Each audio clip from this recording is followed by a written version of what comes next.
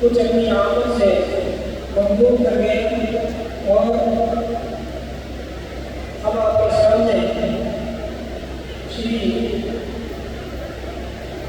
शतस्त्र ब्रह्मी doctor Shri महंत गुरु महंतेश्वर नरोड़ा स्वामी साहब आपके साथ तशरीफ फरमा है। मैं उनका इस्तेमाल करता हूँ। श्री शिव स्वामी धीरे मंदिर के स्वामी साहब के भी मैं इस्तेमाल करता हूँ और फादर रोशन जी सुखा जो वाणी से और रेवरेंड सुभाष चंद्र साहब का भी मैं इस्तेमाल करता हूँ। साथ ही श्री गंगानंद स्वामी सोने से आए मैं उनका भी इस्तेमाल करता हूँ और मेरे दरमियान सेंट कार्मेल स्कूल वाड़ी के सिस्टर ग्रेसी मौजूद है। मैं उनका भी पहले से इस्तेमाल करता हूँ। जानशी के मदरसा साले कबीर मदरसा साले से अबुल बादशाह कादरी चिश्ती अली राफी के हुक्म से मैं इस जलसे का आगाज करता हूँ। और सबसे पहले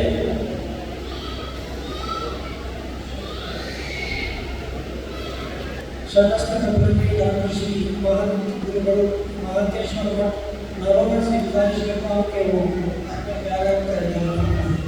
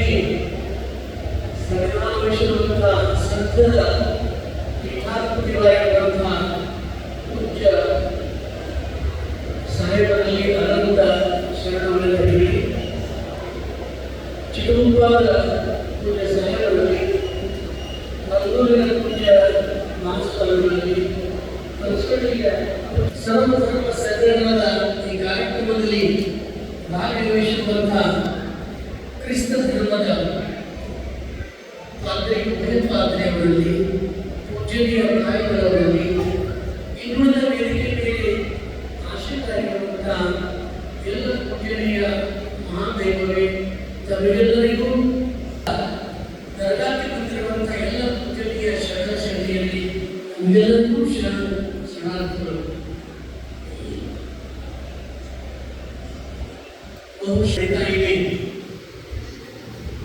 ಎಲ್ಲ ಮಹಾಸ್ವಾಮಿಗಳು, ಋಷಿಗಳು, ವ್ಯಕ್ತಿಗಳು ಬಹಳಷ್ಟು ಮಾಡಿಕೊಂಡು ಬಂದಿದ್ದಾರೆ.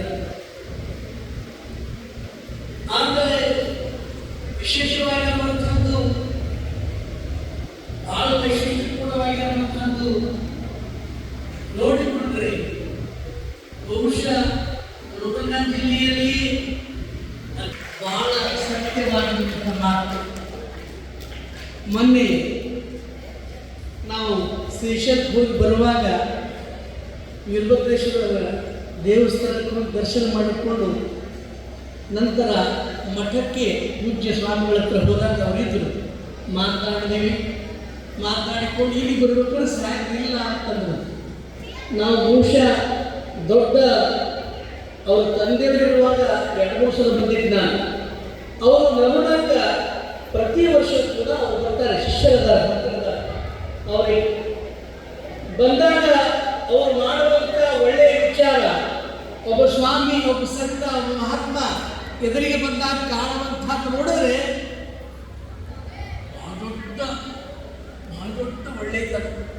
ಅದಕ್ಕೆ ಬಸವಣ್ಣ ಹೇಳ್ತಾರೆ, ಮನುಷ್ಯ ಯಾಕೆ ಬದುಕಬೇಕು ಅಂತಂದರೆ ಬಾಗಿದ ತಲೆ ಮುಗಿದ ಕರವನ್ನಾಗಿರಿಸು ಕೂಡದ ಸಂಘ. ಅದು ಅವ್ರು ಹೇಳಿದ್ರೆ ಪ್ರೀತಿ ಕಾಳಜಿ ಇದ್ದವರು ಈ ಸಲ ಅಪ್ಪರಿಗೆ ಹೇಳಿ ನಾವು ಬರೋದೈತೆ ಅಂತ ಹೇಳಿ ಕಳಿಸಿದ್ರು ಸಾಹೇಬರು. ನಮ್ಮ ಜನ ಎಲ್ಲ ನಮ್ಮ ಕರ್ಲಿಕ್ಕೆ ಬಂದೀವಿ, ಇನ್ನ ಸ್ಟೇಜಿನ ಹೊರಗೆ ನಾವಿದ್ದೀವಿ ಎತ್ತಿದ್ದಾರೆ. ಇದೇ ಪ್ರೀತಿ, ಎಲ್ಲರಿಗೂ ಪ್ರೀತಿ ಕಾಣುವಂತ ಹೃದಯವಂತಿ ಕೇಳುವಂಥದ್ದು ಬಹುಶಃ ಎಲ್ಲರಿಗೂ ಬರೋದಿಲ್ಲ, ಎಲ್ಲರಿಗೂ ಬರುವಂಥದ್ದಲ್ಲ. ನನಗೇನೋ ಕೆಲವರಿಗೆ ಕೊಂಚಿತಾಗಿ ಬಂದಿರ್ತದ.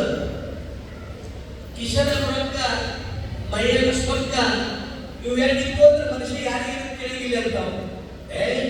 ಅಂತಾರಂತಾವ ಶಿಲ್ಯ. ಆದ್ರೆ ಇಂಥ ಸಂಸ್ಕಾರದ ಪೀಠಾಧಿಪತಿಗಳಾಗಿರುವಂತಹ ಮಹಾನ್ ವ್ಯಕ್ತಿತ್ವಗಳ ನಮ್ಮ ಸಾಹೇಬರು ಆ ಸ್ಟೇಜಿನ ಅನುಕೂಲ ಎಲ್ಲಿ ನಿಂತಿದ್ರು. ಯಾರು ನೋಡಿ ಸ್ವಾಮಿ ನೋಡಿ ನಮ್ಮ ಚುರುಕುಂಬ ಸಾಹಿತ್ಯ ಬಂದಿದ್ರು, ಮತ್ತು ಪೂಜೆ ಇಲ್ಲಿಯ ಸಂಸ್ಥಾನದ ಪೀಠಾಧಿಪತಿಗಳು ಬಂದಿದ್ರು ಎಲ್ಲಿದ್ದಾರೆ. ಅಂದ್ರೆ ಎಲ್ಲ ಧರ್ಮವನ್ನ ಎಲ್ಲ ಸಮಾನವಾಗಿರುವಂತಹ ಒಳ್ಳೆಯ ಮನುಷ್ಯರು ಯಾರಾದ್ರೂ ಇದ್ದಾರೆ ಅಂತಂದ್ರೆ ನಮ್ಮ ಸಾಹೇಬರು ಕೂಡ ಜೀವಂತವಾಗಿ ಇದ್ದಾರೆ. ಪವಾಡ, ಅದೇ ಪವಾಡ. ಅಂತ ವ್ಯಕ್ತಿಯನ್ನ, ಅಂತ ಮಹಾ ಫಕೀರನ್ನ, ಸಂತರನ್ನ ಪಡೆದಿರುವಂತಹ ಹೆಮ್ಮೆಯ ವಿಷಯ. ಅದಕ್ಕೆ ಮೊನ್ನೆ ಅವರು ಊರಿಗೆ ಬಂದಾಗ, ಧರ್ಮಾಟಿಗೆ ಬಂದಾಗ ಆಯೇಗ ಅರ್ಥವಿಸ್ತಾರಿಗೂ ಆಯೇಗ ಅಂತ ಹೇಳಿದ್ರು. ಅದು ಹಿಂದಿ ಭಾಳ ಚೆನ್ನಾಗಿಲ್ಲ. 28 ತಾರೀಕಿಗೆ ಬರಬೇಕು ಅಂತಂದ್ರು. ಆಯ್ತು ಅಂತೇಳಿ ಬಂದಿದ್ದೆ. ಅಷ್ಟೊಂದು ಪ್ರೀತಿ, ಅಷ್ಟೊಂದು ಕಾಳಜಿ. ಅವ್ರು ಹೇಳ್ತಾರೆ ಧರ್ಮ ಮಹಾರಾಜ ಹೇಳ್ತಾರೆ. ಅಂದ್ರೆ ಎಷ್ಟು ಆತ್ಮೀಯ ಭಾವ, ಸರ್ವಧರ್ಮ ಸಮನ್ವಯ ಆಗುವಂಥದ್ದು ನಾವು ಕಲಿಬೇಕು. ಒಬ್ಬ ಜಾತಿ ಕಂಡ್ರೆ ಆಗಲ್ಲ, ವಿಚಾರ ಮಾಡ್ತೀವಿ, ಸಾಹಿತ್ಯ ಕರೀತಾರೆ, ಆದರೆ ನಮಗೂ ಅನಿಸ್ತದ. ಒಬ್ಬ ಹಿಂದೂ ಮುಸ್ಲಿಂ ಸರ್ವ ಜನಾಂಗದ ಶಾಂತಿಯ ಹೋಗ್ತಾ ಕುವೆಂಪು ಬರೀತಾರೆ. ಹಾಗೆ ಇವತ್ತು ಹಜರತ್ ಈ ದರ್ಗಾಕ್ಕೆ ಬಂದಾಗ ಬಹಳ ಖುಷಿಯಾಯಿತು. ಅಂತ ಖುಷಿ ನೋಡಿದಾಗ, ಅವರನ್ನು ಕಂಡಾಗ, ಎಲ್ಲ ಪೂಜೆಯನ್ನು ಕಂಡಾಗ ಬಹಳ ಸಂತಸವಾಯಿತು. ಅವರು ದರ್ಗಾದ ಹಿಂದಿನ ತಂದೆಯವರ ಗದ್ದುಗೆ ದರ್ಶನ ಕೂಡ ಬಹಳ ಚೆನ್ನಾಗಿ ಮಾಡಿದ್ದಾರೆ. ಅಂತಹ ಒಂದು ಈ ಕಾರ್ಯಕ್ರಮಕ್ಕೆ ನನಗೂ ಕೂಡ ಬರಬೇಕು ಅಂತ ಅಂದಾಗ ನಾವು ಬಂದು ನೋಡಿದಾಗ ಬಹಳ ಖುಷಿ ಅನಿಸಿತು. ಅದು ಅವರ ದೊಡ್ಡ ವಿಶಾಲವಾದ ಹೃದಯ, ದೊಡ್ಡ ಗುಣ. ಅದಕ್ಕೆ ಅಂಥ ಮಹತ್ತರವಾಗಿರುವಂಥ ಇಂಥ ದರ್ಗಾದ ಈ ಜಾತ್ರಾ ಮಹೋತ್ಸವದಲ್ಲಿ ಗುರುಸಿನಲ್ಲಿ ನಮಗೂ ಕೂಡ ಭಾಗವಹಿಸಲಿಕ್ಕೆ ಅವರು ಅಪ್ಪಣೆ ಮಾಡಿದರು. ಆ ಪ್ರಕಾರ ನಾವು ಬಂದೀವಿ, ಪ್ರಸಾದ ಮಾಡ್ತೀವಿ. ಬಹಳ ಖುಷಿ, ಶಾಲೆ ಹಚ್ಚಿ ಅವ್ರ ಗೌರವ ಮಾಡುವಂಥದ್ದೇ ಒಂದು ಖುಷಿ. ಸಣ್ಣ ಸ್ವಾಮಿಗಳ ಮೇಲೆ ಅದಾದಂತೆ ಹೆಮ್ಮೆಯ ವಿಷಯ. ಅದಕ್ಕೆ ತಮಗೆಲ್ಲರಿಗೂ ಒಳ್ಳೆಯದನ್ನಾಗಲಿ, ಅವರೆಲ್ಲ ಪೂಜ್ಯರು ನಮಗೂ ನಿಮಗೆಲ್ಲ ಒಳ್ಳೆಯ ಆಶೀರ್ವಾದವನ್ನು ಮಾಡಲಿ ಅನ್ನುವಂಥದ್ದನ್ನು ಹೇಳ್ತಾ ನಮಗೇನು ಗೌರವ ಸನ್ಮಾನ ಮಾಡಿದ್ದೀರಿ ಅನಂತ ಅನಂತ ಧನ್ಯವಾದಗಳನ್ನು ಹೇಳ್ತಾ ನನ್ನ ಮಾತು ಕೊಡ್ತೇನೆ. ನಮಸ್ಕಾರ.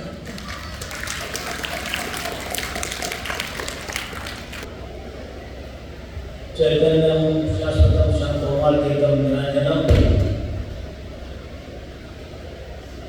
ನಾದಬಿಂದುಕಲಾತೀತಂ ತಸ್ಮೈ ಶ್ರೀ ಗುರು ಪ್ರಭುದೇವಾಯ ನಮಃ. ಯಾವ ಪರಮ ಪವಿತ್ರವಾಗಿರತಕ್ಕಂಥ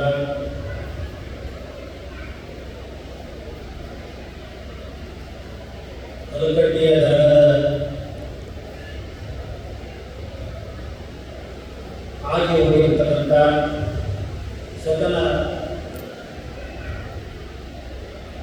ಪೀಠಾಧಿಕಾರಿಗಳು ಅವರೆಲ್ಲರೂ ಶರಣಾರ್ಥಿಯನ್ನು ಅರ್ಪಿಸಿ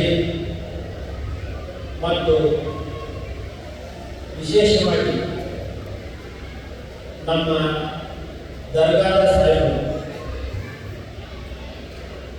ಹಿಂದೂ ಮುಸ್ಲಿಮರ ಭಾವೈಕ್ಯತೆ ಒಂದಾಗಲು ಎಲ್ಲಿ ನೋಡ ಸಿಗ್ತದಂದ್ರೆ ಹಲಕಟ್ಟೆ ದರ್ಗಾದಲ್ಲಿ ಸಿಗ್ತದೆ ಅನ್ನುವಂಥ ಮಾತು ಇವತ್ತು ಕಲಬುರಗಿ ಜಿಲ್ಲೆಯಲ್ಲಿ ಸಾಕಾರ ಮಾಡಿ ತೋರಿಸಿದ್ದಾರೆ ಅಂತ ನಮ್ಮ ಸಾಹೇಬರು ಸಜ್ಜಾಡೆಯವರು ಅವರನ್ನು ನೋಡಿದ್ರೆ ನಮಗೆ ಬಸವಣ್ಣನ ನೆನಪಾಗ್ತದೆ. ಯಾಕಂದ್ರೆ ಸಕಲ ಜೀವಾತ್ಮರಲ್ಲಿ ಲೇಸಲು ಬಯಸುವವನೇ ಮನುಜ. ಸಕಲ ಜೀವಾತ್ಮರಲ್ಲಿ ಎಲ್ಲ ಜೀವಿಗಳಲ್ಲಿ ಒಳ್ಳೆಯದನ್ನು ಮಾಡುವವನೇ ಮನುಜ ಅನ್ನೋದನ್ನು ನಮ್ಮ ಸಾಹೇಬರು ತೋರಿಸಿಕೊಟ್ಟಿದ್ದಾರೆ. ಇವತ್ತು ಈ ದರ್ಗಾಕ್ಕೆ ಜಾತ್ರೆಗೆ ನಾವು ಬರ್ತಾ ಇರೋದು ಎರಡನೇ ಸಲ.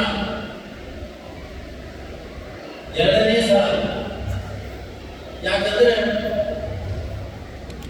ಈ ಭಾಗದಲ್ಲಿ ಈ ದರ್ಗಾ ನೋಡಿದ್ರೆ ಒಂದು ಕಡೆಗೆ ಮುಸಲ್ಮಾನರಿಗೆ ಮಕ್ಕಾ ಮದೀನಾ ನೋಡಿದಾಗ ಆಗ್ತದೆ. ಯಾಕಂದ್ರೆ ಹಿಂದೂ ಮುಸ್ಲಿಂ ಕ್ರಿಸ್ತ ಇಸಾಯಿ ಅನ್ನೋದು ಬೇರೆ ಅಲ್ಲ, ಎಲ್ಲರೂ ಒಂದೇ, ಒಬ್ಬನೇ ದೇವರು. ಇದನ್ನು ನಾವು ಅರ್ಥ ಮಾಡ್ಕೋಬೇಕಾಗ್ತದೆ. ಜೀವನದಲ್ಲಿ ಏನನ್ನು ತೆಗೆದುಕೊಂಡು ನಾವು ಹೋಗೋದಿಲ್ಲ. जो तुमने कमाया है वो किसी ने खाएगा, काली हाथ से आया है काली हाथ से जाएगा. अस्थिरम जीवितम लोके अस्थिरे धन यौवने अस्थिर पुत्र ಧಾರಶ್ಚ ಧರ್ಮ ಕೀರ್ತಿ ದ್ವಯಂ ಸ್ಥಿರಂ. ಧರ್ಮ ಅನ್ನೋದು ಏನಂತ ಕಲಿಸ್ತದೆ ಅಂದ್ರೆ ಜೀವನವೂ ಅಸ್ಥಿರವಾಗಿದೆ, ಶಾಶ್ವತ ಅಲ್ಲ. ಹೆಂಡತಿ ಮಕ್ಕಳು ಶಾಶ್ವತ ಅಲ್ಲ. ನಾವು ಮಾಡಿದಂಥ ಧರ್ಮ ಅವರು ಇದನ್ನು ನಮಗೆ ಕಲಿಸಿದ್ದಾರೆ. ಮನುಷ್ಯನ ಜೀವನ ಎದಕ್ಕಾಗಿ ಹುಟ್ಟಿ ಬಂದದ್ದು ಅರ್ಥ ಮಾಡ್ಬೋದು. ಪರೋಪಕಾರಾರ್ಥಂ ಮಿದಂ ಶರೀರವನ್ನು ಸೃಷ್ಟಿಸ್ತಾರೆ. ಪರೋಪಕಾರಾರ್ಥಂ ಮಿದಂ ಶರೀರಂ ಪರೋಪಕಾರಾಯ ಫಲಂತಿನಂತೆ ಪರೋಪಕಾರಾಯ ವಲಂತಿನಂತೆ ಪರೋಪಕಾರಾಯ ಧ್ವಂತಿನಂತೆ ಪರೋಪಕಾರಾರ್ಥಂ ಮಿದಂ ಶರೀರಂ. ಅಂದ್ರೆ ಮಾತು ಬರಂತ ನದಿಯು ನೀರನ್ನು ಕೊಡ್ತದೆ, ಗಿಡವು ಹಣ್ಣನ್ನು ಕೊಡ್ತದೆ, ಮಾತು ಬರ್ತದೆ. ಆಕಳು ಹಾಲು ಏನು ಯಾಕೆ ಹುಟ್ಟಿ ಬಂದಿವಿ ಅಂದ್ರೆ ಪರೋಪಕಾರ ಮಾಡೋದಕ್ಕಾಗಿ ನಾವು ಹುಟ್ಟಿ ಬಂದಿವಿ. ಇವತ್ತು ಹಿಂದೂ ಮುಸ್ಲಿಂ ಭಾಯಿ ಆಗಿದ್ದಾಗ ಮಾತ್ರ ಈ ದೇಶ ಸ್ಥಿರವಾಗಿ ಉಳಿಯಲು ಸಾಧ್ಯ ಆಗಿದೆ. ಪ್ರೇಮವೇ ಪರಮಾತ್ಮನ ಪೂಜೆ, ಇದನ್ನು ನಾವು ಅರ್ಥ ಮಾಡಬೇಕಾಗಿದೆ. ಒಂದು ವಿಚಾರವನ್ನು ಮಾಡಿ, ನಮ್ಮ ಹಿಂದೂ ಧರ್ಮದಲ್ಲಿ ತಮಸೋಮ ಜ್ಯೋತಿರ್ಗಮಯ ಅಂತ ದೇವರು ಹೇಳಿದ್ದಾರಪ್ಪ ಅಂತಂದ್ರೆ ಬೆಳಕಿನ ರೂಪದಲ್ಲಿ ಇದ್ದಾರೆ. ಕ್ರಿಸ್ತರಲ್ಲಿ ಏನು ಹೇಳ್ತಾರಪ್ಪ ಅಂದ್ರೆ ದೇವರು ಹೇಗಿದ್ದಾರಪ್ಪ ಅಂತಂದ್ರೆ ಲೈಟ್ ಇಸ್ ಗಾಡ್. ದೇವರು ಬೆಳಕಿನ ಸ್ವರೂಪ ಇದ್ದಾನೆ. ಇಸ್ಲಾಂದಲ್ಲಿ ಏನು ಹೇಳ್ತಾ ಅಲ್ಲವೇ ನೂರ್ ಹೈ. ದೇವರನ್ನು ಯಾರು ನೋಡಿದರೆ ನೋಡಿಲ್ಲ. ಅವರ ವಿಚಾರಗಳು 1,00,000 ವರ್ಷ ಆದರೂ ಅಮರಾಗಿರೋ ವಿಚಾರವನ್ನು ಕೊಟ್ಟು ಹೋಗಿದ್ದಾರೆ. ಪೈಗಂಬರದ್ದು ಎಲ್ಲಿ ಇಲ್ಲ. ಅದಕ್ಕೆ ಪೈಗಂಬರ್ ಎದರಿಂದ ಶ್ರೇಷ್ಠ ಆದ್ರಂದ್ರೆ ಒಂದು ಚಿಕ್ಕ ಕಥೆ ಹೇಳ್ತೀನಿ. ಮೊಹಮ್ಮದ್ ಪೈಗಂಬರ್ ಅವರು ಬಹಳಷ್ಟು ಅಜ್ಞಾನ ಇತ್ತು ಅಲ್ಲೆಲ್ಲ. ಆ ದೇಶದಲ್ಲಿ ಅಜ್ಞಾನ ಇತ್ತು. ದೇವರನ್ನು ಅನುಮತಿಸಿಲ್ಲ. ಪಾಪಗಳು ಹೆಚ್ಚಾಗಿದೆ. ಆ ಸಮಯದಲ್ಲಿ ದೇವರ ಸಂದೇಶ ಪೈಗಂಬರಿಗೆ ಬಂತು. ಪೈಗಂಬರು ಅವರಿಗೆ ದೇವರ ಸಂದೇಶ ಬರ್ತಾ ಇತ್ತು. ಆ ಸಂದೇಶ ಹೇಳ್ತಾ ಇತ್ತು. ಪೈಗಂಬರ್ ಹೇಳ್ತಾರೆ, ನಾನೇನು ಹೇಳ್ತಾ ಇದ್ದೀನಿ, ನಾನು ವ್ಯಕ್ತಿಯಾಗಿ ಹೇಳ್ತಾ ಇಲ್ಲ, ಇದು ಅಲ್ಲನ ಸಂದೇಶ.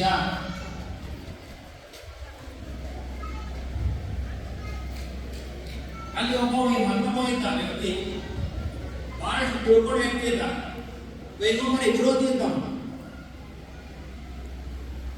ಪೈಗಂಬರ ವಿರೋಧಿ. ಅವ ಪೈಗಂಬರ ಹೆಸರಿನಲ್ಲೇ ಬೈತಾ ಇದ್ದ.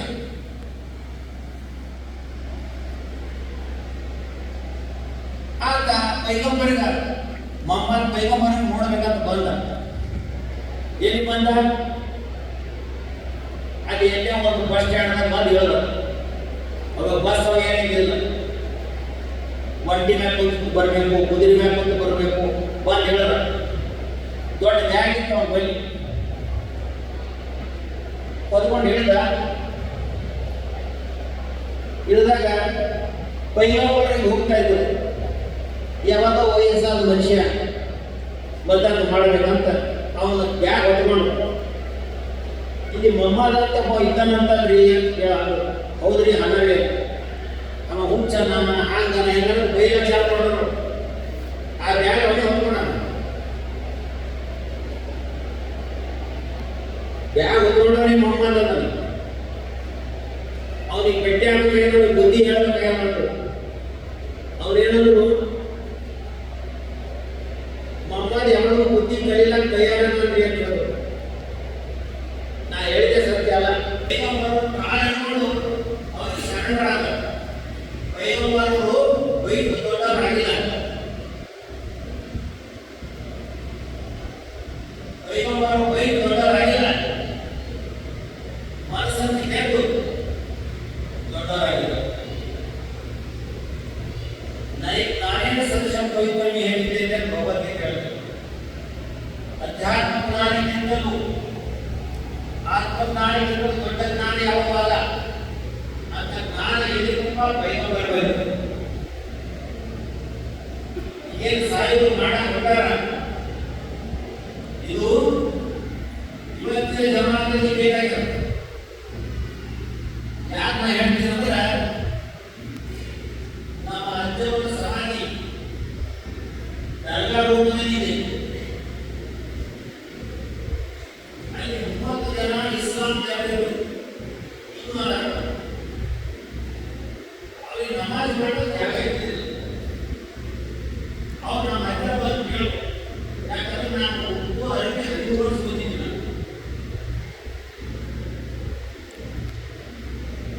ಮತ್ತೆ ಕೇಳಿದಾಗ ನಾವೇ ನಮ್ಮ ಪಟ್ಟಣದಲ್ಲಿ ಸಂದೇಶ ಕೊಡ್ತಾ ಇದ್ದಾರ. ಇವತ್ತು ಹಿಂದೂ, ಮುಸ್ಲಿಂ, ಸಿಖ್, ಇಸಾಯಿ ಎಲ್ಲರೂ ಒಂದಾಗಿ ಬದುಕಬೇಕಾಗಿದೆ. ಬದುಕಿದಾಗ ಮಾತ್ರ ಈ ದೇಶ ನಾವೆಲ್ಲರೂ ಉಳಿತೀವಿ. ಭಿನ್ನ ಭಿನ್ನ ಏನಿಲ್ಲ. ದೇವರೊಬ್ಬ ನಾಮ ಲಕ್ಷ್ಮಣ ಹೇಳ್ತಾರೆ. ದೇವರೊಬ್ಬ ನಾಮ ದೇವರು ಒಬ್ಬನೇ ಇದ್ದಾರೆ. ಮತ್ತು ಅನೇಕ ಜನ ಯಾಕೆ ನಾವು ಜಗಳ ಆಡ್ತಾ ಅಂದ್ರೆ ನಿಜವಾದ ಪುರಾಣ ಓದಿಲ್ಲ, ಭಗವದ್ಗೀತೆ ಓದಿಲ್ಲ, ಉಪನಿಷತ್ ಓದಿಲ್ಲ, ಬೈಬಲ್ ಓದಿಲ್ಲ.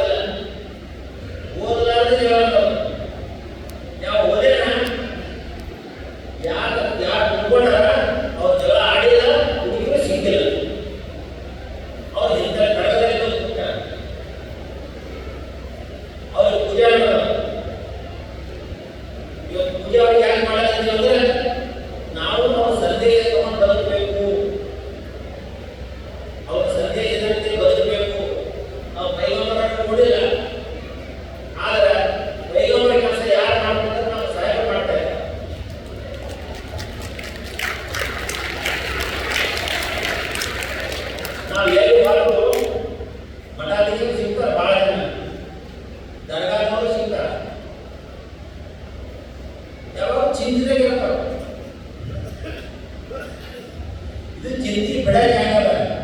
ಇದು ಏನದ ಚಿಂತಿ ಬಿಡ ಜಾಗ. ಆದ್ರೆ ನಕ್ಕೋತ ಇರೋ ಸಾಹೇಬರು ಒಬ್ಬರಿಗೆ ನೋಡಿ, ಸಾಹೇಬರು ಒಬ್ಬರಿಗೆ ನಕ್ಕೋತ ಇರೋದು ನೋಡಿ. ಆಗ ನಾ ಪೈಗಂಬರ ಬಗ್ಗೆ ಭಾಳ ತಿಳ್ಕೊಂಡೆ, ಕೃಷ್ಣನ ಬಗ್ಗೆ ತಿಳ್ಕೊಂಡೆ. ಕೃಷ್ಣನ ಒಂದು ಕಡೆ ಹೇಳ್ತಾನ ಗೀತಾದಲ್ಲಿ, ಆತ್ಮೋಪನೇನ ಸರ್ವತ್ರ ಸಮಪಶ್ಯತಿ ಅರ್ಜುನ. ಆತ್ಮ ಸ್ವರೂಪದಿಂದ ನಾವೆಲ್ಲರೂ ಒಂದೇ ಆಗಿದ್ದೀವಿ, ನಮ್ಮಲ್ಲಿ ಈಶ್ವರ ಇದ್ದಾನೆ.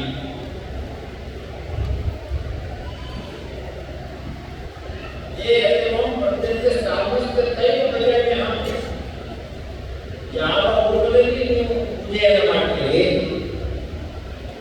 ನಮಾಜ್ ಹೋಗ್ತೀರಿ, ಪೂಜಾ ಮಾಡ್ತೀರಿ, ಆ ರೂಪದಿಂದ ಇವಾಗ ಅಲ್ಲ ಕಾಣಬೇಕಾದ್ರೆ ದರಗದ ಸಹಾಯಕ ರೂಪದಿಂದ ನೀವು ಕಾಣ.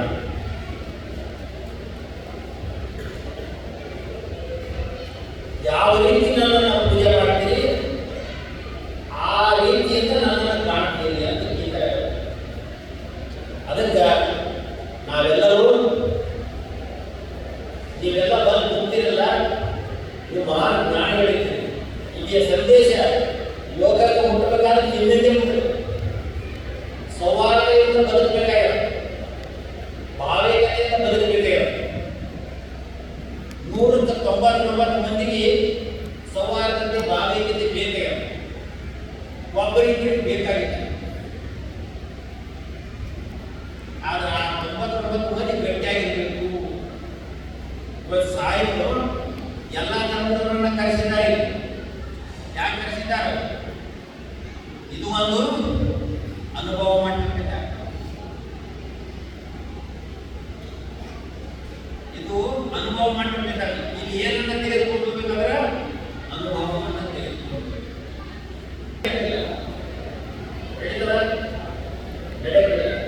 ಅದಕ್ಕಾಗಿ ಜೀವನದಲ್ಲಿ ನಾವು ಏನನ್ನ ಸಂಪಾದನೆ ಮಾಡಬೇಕು ಅಂದ್ರೆ ಪುಣ್ಯವನ್ನು ಸಂಪಾದನೆ ಮಾಡಬೇಕು ಅನ್ನುವಂಥ ಮಾತನ್ನು ಹೇಳುತ್ತಾ ಇಷ್ಟು ದೊಡ್ಡ ಜಗವನ್ನು ಕಟ್ಟಿದ್ದಾರೆ. ದೂರದಿಂದ ನೋಡಿದ್ರೆ ಅದು ವೈಭವ ವರ್ಣಿಸ್ಲಿಕ್ಕೆ ಸಾಧ್ಯ ಇಲ್ಲ, ಅಕ್ಷರಗಳಿಂದ ಬರೆಯಲು ಸಾಧ್ಯ ಇಲ್ಲ. ಅಕ್ಷರಗಳಿಂದ ಅಂತ ಒಂದು ಇಮಾರತ ಮಾಡಿದ್ದಾರೆ. ಅದು ಯಾರು ಮಾಡಿದ್ರು? ನೀವು ಭಕ್ತಿ ಮಾಡಿದ್ರು. ನಿಮ್ಮ ಶ್ರದ್ಧೆ ಇದೆಲ್ಲ ಆಗಿದೆ ಅಂತ ಮಾತನ್ನು ಹೇಳುತ್ತಾ ಸಹಾಯ ಮಾಡುವಂತ ಧಾರ್ಮಿಕ ಕ್ರಾಂತಿ, ಇದು ಏನಂತಂದ್ರೆ ಧಾರ್ಮಿಕ ಕ್ರಾಂತಿ, ಧರ್ಮ ಕ್ರಾಂತಿ. ಯಾವ ಧರ್ಮ ನೋಡಲ್ಲ, ಎಲ್ಲ ಧರ್ಮವೂ ಸಮಾನ, ಎಲ್ಲರೂ ಸಮಾನ, ಮನುಷ್ಯರೆಲ್ಲರೂ ಒಂದೇ, ಒಂದೇ ರಕ್ತ,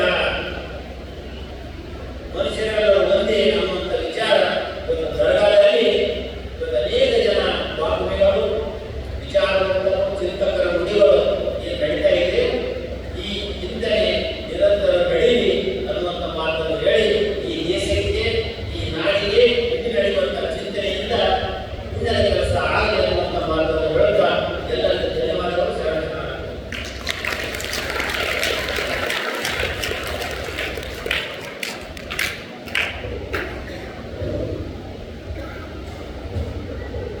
ಅಷ್ಟು ಹಿಂದಿ ಬರಲ್ಲ. ಅಂದರೆ ಮೊಟ್ಟ ಮೊದಲನೇದಾಗಿ ಇಲ್ಲಿರುವ ಎಲ್ಲ ಗುರುಗಳಿಗೆ ಧನ್ಯವಾದಗಳನ್ನು ಸಲ್ಲಿಸ್ತೇನೆ. ಇಲ್ಲಿರುವ ಪ್ರತಿಯೊಬ್ಬರು ಹಿರಿಯರು. ನಾನೊಬ್ಬ ಮಾತನಾಗಿ 1 ವರ್ಷ ಕಷ್ಟ, ಆದರೆ ಇಲ್ಲಿರುವ ಗುರುಗಳಿಗೆ ತುಂಬ ಅನುಭವವುಳ್ಳವರು. ಬೇರೆ ನಾನು ಒಂದು ಈ ಚಿಕ್ಕ ಸಂದೇಶವನ್ನು ಹಾಡಿನ ಮುಖಾಂತರ ಕೊಡ್ತೇನೆ. ದೇವರ ಮನೆ ಜಗವೆಲ್ಲ, ದೇವರ ಮನೆ ಈ ಜಗವೆಲ್ಲ, ಪಯಣಿಗರು ನಾವು, ಪಯಣಿಗರು ನಾವು, ತಿಳಿದುಕೊಳ್ಳಿರಲ್ಲ ದೇವರ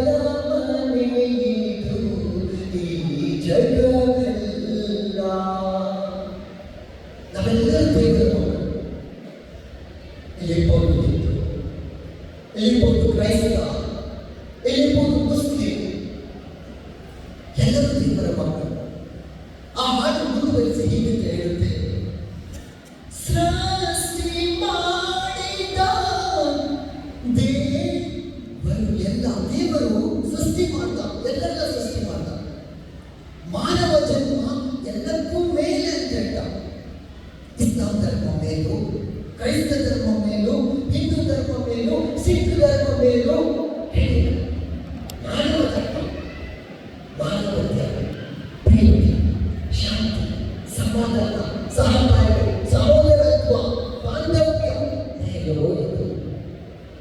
ಅದೇ ದೇವರು ಮುಂದುವರಿಸಿ ಹೇಳಿದ್ರಿಂದ ಜ್ಞಾನ ಅರಿವು ನಮಗೆ ಕೊಟ್ಟರಲ್ಲ.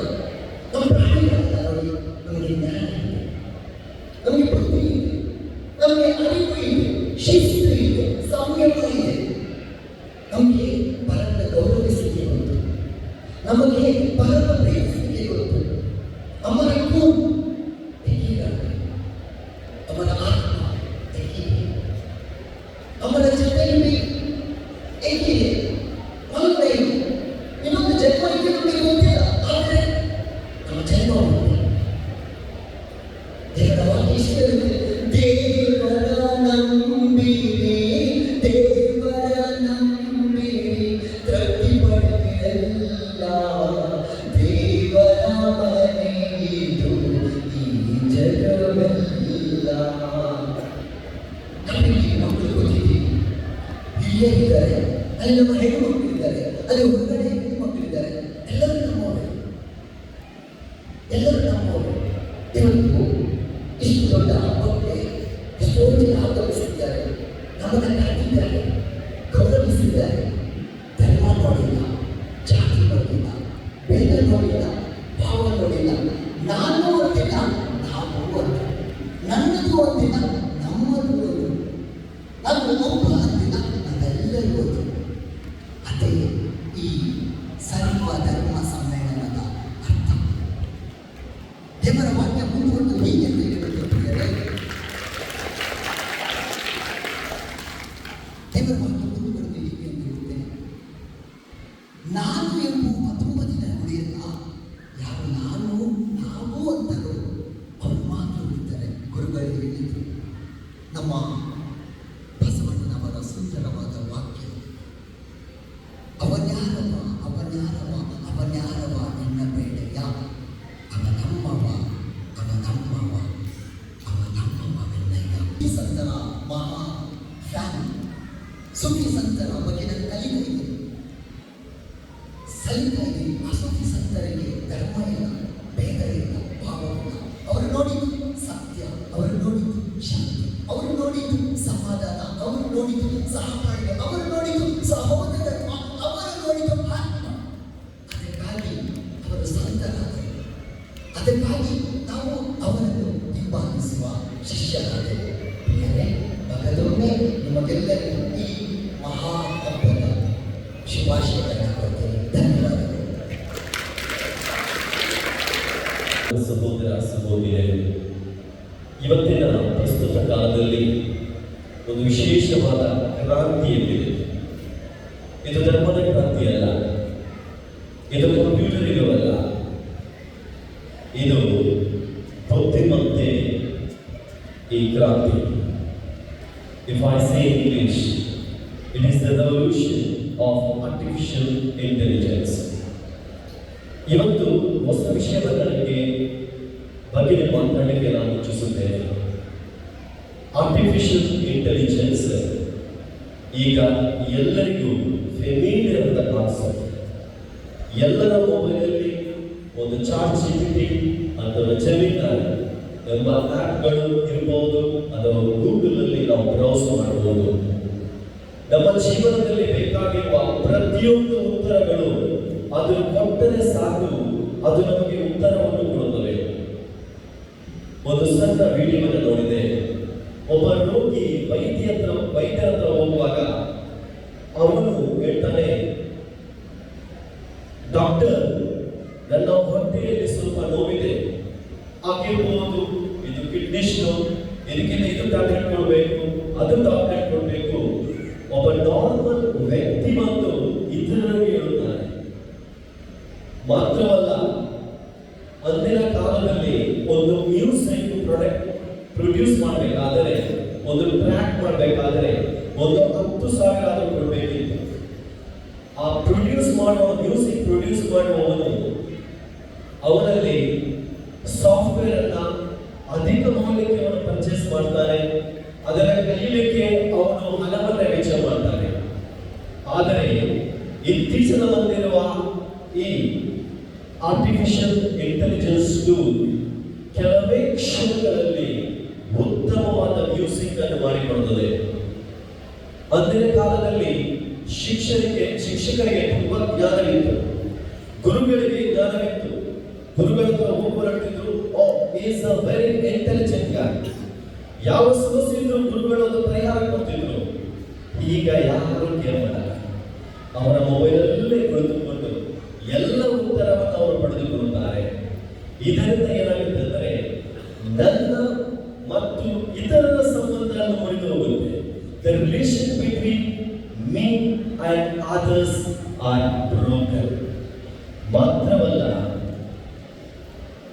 ಆ ಸಂಬಂಧ, ನನ್ನಲ್ಲಿರುವ ಸಂಬಂಧ, ನಾನು ನನ್ನನ್ನೇ ಗೌರವಿಸದ ಸ್ಥಿತಿಗೆ ನಾವು ಬರುತ್ತೇವೆ. We don't trust our intelligence. We don't consider that I am a strong person. We believe that the artificial intelligence will give me the answer. This is a great challenge today that every individual is facing. In 1891, 1891ನೇ ಇಸವಿಯಲ್ಲಿ industrial revolution ಬಂತು. ಇಂತಹ ಸಮಯದಲ್ಲಿ ಅನೇಕರು ಯೋಚನೆ ಮಾಡಿದರು, ಈ ಇಂಡಸ್ಟ್ರಿಗಳು ಬೆಳೆಯುತ್ತಿರುವಾಗ ಅನೇಕರು ತಮ್ಮ ಕೆಲಸವನ್ನ ಅವರು ಕಳೆದುಕೊಳ್ಳುತ್ತಾರೆ. ಆದರೆ ಅನೇಕರ ಕೆಲಸಗಳು ಹೋದವು. ಮಾತ್ರವಲ್ಲ, ಈ ಇಂಡಸ್ಟ್ರಿಯಲ್ ರೆವಲ್ಯೂಷನ್ ನಮಗೆ ಒಂದು ಬುದ್ಧಿಯಲ್ಲಿ ಕೊಟ್ಟಿದ್ದು, we have to work hard. ನಾವು ಕೆಲಸವನ್ನ ಮಾಡಬೇಕು. ಸಣ್ಣದಾಗಲಿ ದೊಡ್ಡದಾಗಲಿ ಆ ಕೆಲಸ ಯಾವುದು ನಾವು ಮಾಡ್ತೀವಿ ಅದನ್ನ ಗೌರವಿಸಿ ನಾವು ಮಾಡಬೇಕು. ಆರ್ಟಿಫಿಷಿಯಲ್ ಇಂಟೆಲಿಜೆನ್ಸ್ ಆ ಟೂಲ್ ಅನ್ನ ನಾವು ಮಾಸ್ಟರ್ ಅನ್ನಾಗಿ ನೋಡುವುದಲ್ಲ, ಬದಲಾಗಿ ಅದನ್ನು ಸೇವಕರನ್ನಾಗಿ ಮಾಡಬೇಕು. We should not become slaves of media or the artificial intelligence, but we have to become the master lord of all. That brings the revolution. Artificial intelligence will not laugh. Artificial intelligence ಗೆ ಇತರರಿಗೆ ಪ್ರೀತಿಸಲಿಕ್ಕೆ ಗೊತ್ತಿಲ್ಲ. Artificial intelligence ಗೆ ಪ್ರಾರ್ಥನೆ ಮಾಡಲಿಕ್ಕೆ ಬರಲ್ಲ. Artificial intelligence ಗೆ ಒಬ್ಬರನ್ನು ಕ್ಷಮಿಸಲಿಕ್ಕೆ ಬರಲ್ಲ. ಬಟ್ ವಿ ಮಾನವರಾದ ಪ್ರತಿಯೊಬ್ಬರಿಗೆ ಯೋಚನೆ ಮಾಡಲಿಕ್ಕೆ ಆಗುತ್ತೆ, ಪ್ರಾರ್ಥನೆ ಮಾಡಲಿಕ್ಕೆ ಆಗುತ್ತೆ, ಇತರರನ್ನು ಕ್ಷಮಿಸಲಿಕ್ಕೆ ಆಗುತ್ತೆ. Today artificial intelligence all of you must use it. ಎಲ್ಲರೂ ಆರ್ಟಿಫಿಷಿಯಲ್ ಇಂಟೆಲಿಜೆನ್ಸ್ ಅನ್ನ ನಾವು ಉಪಯೋಗಿಸಬೇಕು. ಆದರೆ ಅದು ನಮ್ಮ ಲಾರ್ಡ್ ಆಗಬಾರ್ದು, ಅದು ನಮ್ಮ ಮಾಸ್ಟರ್ ಆಗಬಾರ್ದು, ಅದು ನಮ್ಮ ಸ್ಲೇವ್ ಆಗಿ ಉಳಿಯಬೇಕು. ಆರ್ಟಿಫಿಷಿಯಲ್ ಇಂಟೆಲಿಜೆನ್ಸ್ ಹೇಗೆ ಬುದ್ಧಿಯಿಂದ ಕೆಲಸ ಮಾಡುತ್ತದೆ, ಅದೇ ರೀತಿ ನಮ್ಮ ಬುದ್ಧಿಯು ಈ ಲೋಕದಲ್ಲಿ ನಾವು ಬೆಳೆಯಬೇಕು. ಸ್ವಾಮೀಜಿಗಳು ಹೇಳಿದರು, ಇದು ಧರ್ಮದ ಕ್ರಾಂತಿ. ಎಲ್ಲ ಧರ್ಮದ ಸದಸ್ಯರು ಒಟ್ಟಾಗಿ ಬಾಳುವ ಈ ಸಮಾಜದಲ್ಲಿ ಹೊಸ ಕ್ರಾಂತಿ ಆಗಿದೆ. ಒಳ್ಳೆಯ ಮನೋಭಾವವನ್ನು ಬೆಳೆಯುತ್ತಿದ್ದಾರೆ. ಈಗಾಗಿರುವ ಈ ಕ್ರಾಂತಿ ನಾವು ಇತರರೆಲ್ಲ ಫಾರ್ಗೆಟ್ ಮಾಡ್ತೀವಿ, ಬದಲಾಗಿ ಅದಕ್ಕಿಂತ ಜಾಸ್ತಿ ನಮ್ಮನ್ನೇ ನಾವು ಕೀಳಾಗಿ ನಾವು ನೋಡ್ಕೊಳ್ತೀವಿ. ಅದು ಬಂದಾಗ we don't respect ourselves. ಪ್ರೀತಿಸಿದಂತೆ ನೀನು ಇತರರನ್ನು ಪ್ರೀತಿಸಿ. ನಾವು ಯಾವಾಗ ಪ್ರೀತಿಸ್ತೀವಿ ಆವಾಗ ಇತರರಿಗೆ ಪ್ರೀತಿಸಲಿಕ್ಕೆ ಆಗುತ್ತೆ. ಒಂದಿನ ನಾನೊಂದು ಮನೆಗೆ ಊಟಕ್ಕೆ ಹೋದಾಗ ನಾನು ಸ್ವಲ್ಪ ಊಟ ಮಾಡಿದೆ. ಆಗ ಅವರು ಹೇಳಿದರು, ಫಾದರ್, ಯಾರು ತಮ್ಮ ಹೊಟ್ಟೆಗೆ ಮೋಸ ಮಾಡ್ತಾರೆ, ಅಂದರೆ ಊಟ ಮಾಡದೇ ಇರ್ತಾರೆ, ಅವರು ಇತರಿಗೂ ಕೂಡ ಮೋಸ ಮಾಡ್ತಾರೆ. ಯಾಕೆಂದ್ರೆ ಸೆಲ್ಫ್ ರೆಸ್ಪೆಕ್ಟ್ ಇಸ್ ಗ್ರೇಟರ್. ನಾನು ಪ್ರೀತಿಸಿದಾಗೆ ನಾನು ಇತರರನ್ನು ನಾವು ಪ್ರೀತಿಸಬೇಕು. ಆವಾಗ ಮಾತ್ರ ನನ್ನ ಮತ್ತು ನಿಮ್ಮ ಸಂಬಂಧ ಅದು ಯಾವಾಗಲೂ ಬೆಳೆಯುತ್ತದೆ. ಪ್ರಿಯ ಸಹೋದರ ಸಹೋದರಿ, ನಾವೆಲ್ಲರೂ ಒಟ್ಟಾಗಿ ಇಲ್ಲಿ ಬಂದಾಗ ನೀವು ಅತಿ ಪ್ರೀತಿಯಿಂದ ನೀವು ಕೇಳ್ತಾ ಇದ್ದೀವಿ. ಆ ಪ್ರೀತಿ ನಮ್ಮ ಹೃದಯದಲ್ಲಿ ಸಹ ಬೆಳೆಯಲಿ ಎಂದು ನಾನು ಪ್ರಾರ್ಥಿಸುತ್ತೇನೆ. ಧನ್ಯವಾದಗಳು.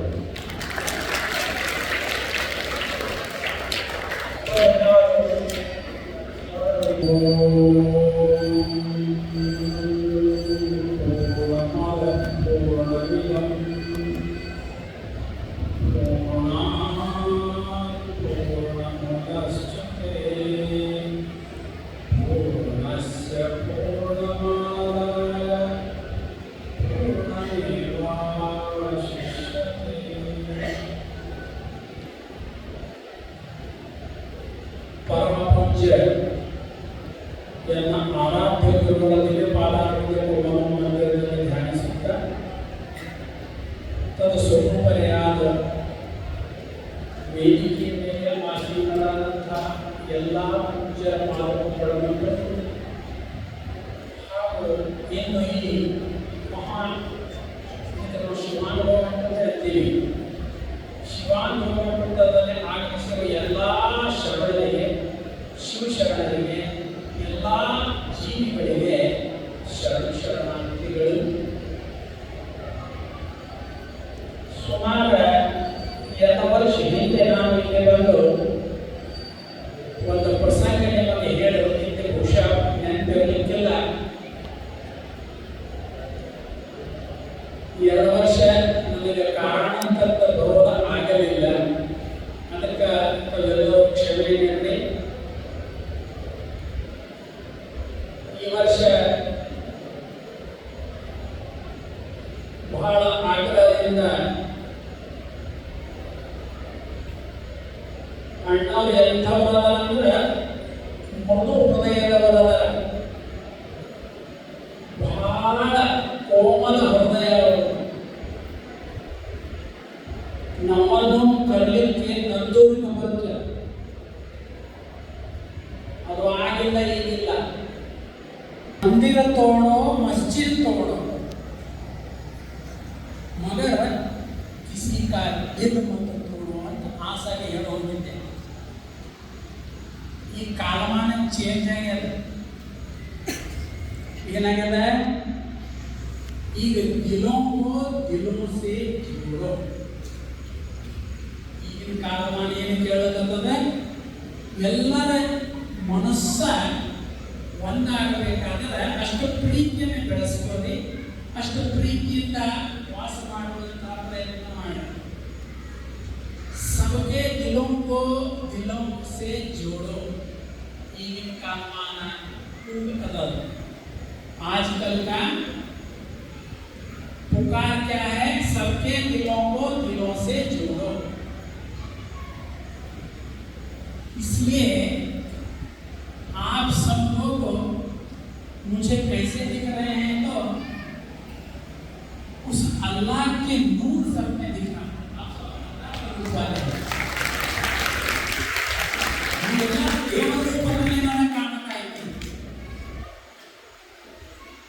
सब में उसी का नूर है.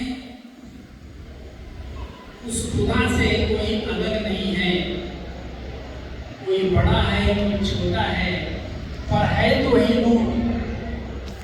ಕಿವಿನಿಷ್ಟಬಹುದು ಹೊಡೆದಿರಬಹುದು, ಚಿಂತೆ ಇಲ್ಲ. ಆದರೆ ಎಲ್ಲರಲ್ಲಿ ಆ ದೇವರ ಬಿಂಬವೇ ಕಾಣ್ತಾ ಇದೆ. ಅದಕ್ಕಾಗಿ ನಾವೆಲ್ಲರೂ ಹೆಚ್ಚಿನ ಸಮಯವನ್ನು ತೆಗೆದುಕೊಳ್ಳೋದು. ಆ ಸಮಯ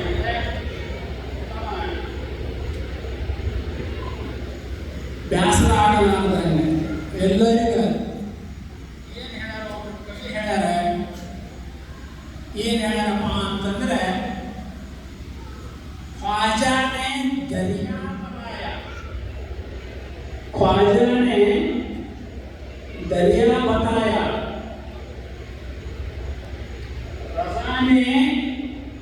रज़ा ने तैरना सिखाया, ख्वाजा ने एरिया को बताया, रज़ा ने चलना सिखाया. ಇದು ಬಹಳ ಸೂಫಿ ಸಂತರ ಬಂದರು. दरिया बताया, रज़ा ने तैरना सिखाया, ख्वाजा ने शरीयत बताई, रज़ा ने चलना सिखाया. इसलिए हम लोग उसने जो रास्ता बताया है उसी रास्ते पे चलना हम लोगों का काम है. काम ऐसा होना चाहिए कि सभी लोग उसको सही है, ये बात सही है, ये बात सही है, ऐसे सबके मुंह से करना चाहिए. वैसे काम हम करेंगे तो हम भी उस खुदा से बहुत दूर नहीं है, उस खुदा के पास. खुदा कहीं नहीं है, खुदा आप में है.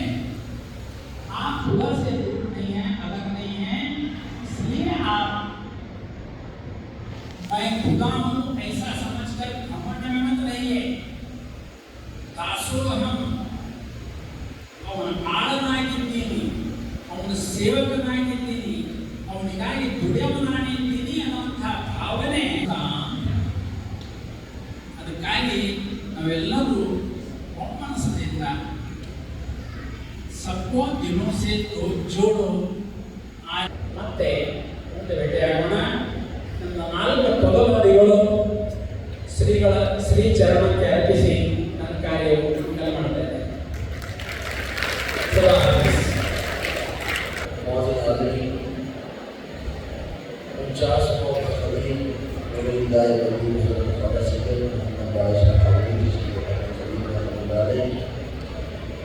ये दूसरी चीज का आगाज हो चुका है। पहले मसलवाद की निगरानी में और बड़ी बार कौमी बयान मोहब्बत के अनुमान से चर्चा रखा गया, जिसमें स्वामी हजरात इलाके के और नरोड़ा से तशीला हमारे वाड़ी से तशीला है।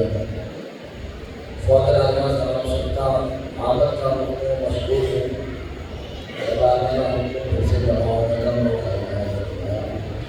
इस तरह कुरान फरमाता है कि पकड़ लो अल्लाह की नसीबों मजबूती के साथ मंतफा पैदा करो। किसी मज़ाहिर का मानने वाला हो, आज तक उसका ज़हन और फहम ये नहीं है कि अल्लाह 2 है। सब लोग यही कहते हैं कि अल्लाह 1 है। जब अल्लाह 1 है, ईश्वर 1 है, फादर 1 है, तो हम भी उसके मानने वाले 1 हैं। मैं आपसे शुरू करता हूँ कि हमने एक शेर में जो किसी बुजुर्ग शायर का शेर है कि मैंने तस्वीर तो सभी है मगर इकरार कहा। मैंने तस्वीर तो सभी है मगर इकरार कहा। जिंदगी की कोई इबादत है मगर रोज नहीं, वो आपकी दावत है।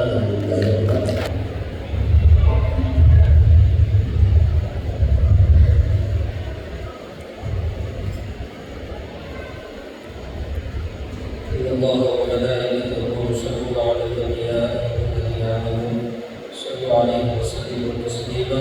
اللهم صل على سيدنا محمد نبينا مولانا محمد وسلم. اللهم انا نسالك ايمانا خالصا ولسانا ذاكرا وقلبا طاهرا وقلبا مستقيما وعلما نافعا